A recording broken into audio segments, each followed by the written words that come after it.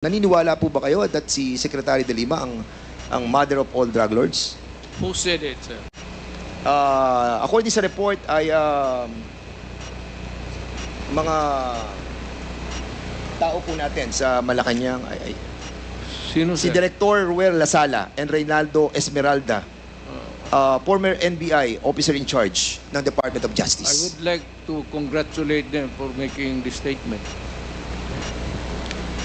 Secretary De Lima, would you agree with the statement of the former president that you are the mother of all drug lords?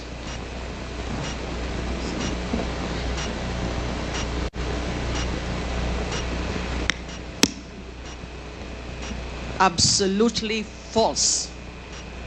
That is a fictitious, bogus allegation against me. And then they filed cases against me. Kinasuhan po ako nila ng mga kaso tungkol sa droga. Initially, consummated illegal drug trading. Inamend nila into conspiracy to commit illegal trading. 30 kaso yung sinampa sa akin.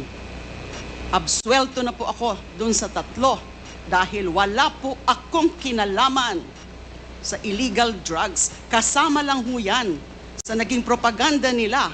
Kasama lang ho yan dun sa mga para meron silang isang figure, a prominent figure, at si Senador De Lima ho yun noon, noong 2016, na doon ang magiging atensyon ng bansa, atensyon ng mundo, na itong babaeng ito ay the mother of all drug lords, the beloved drug trade queen.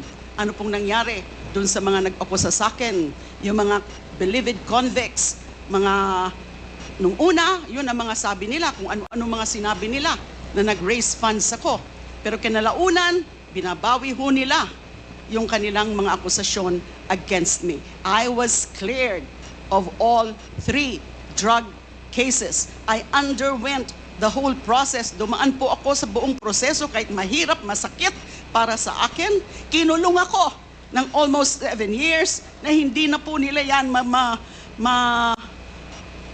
mababalikan dahil sa pagkagalit nung pinaka-mastermind nung pag-persecute sa akin na inimplement nung kanyang Secretary of Justice, si Vitaliano Aguirre.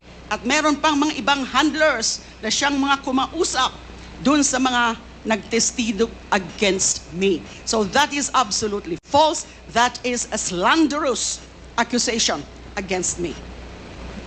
Thank you po. Mr.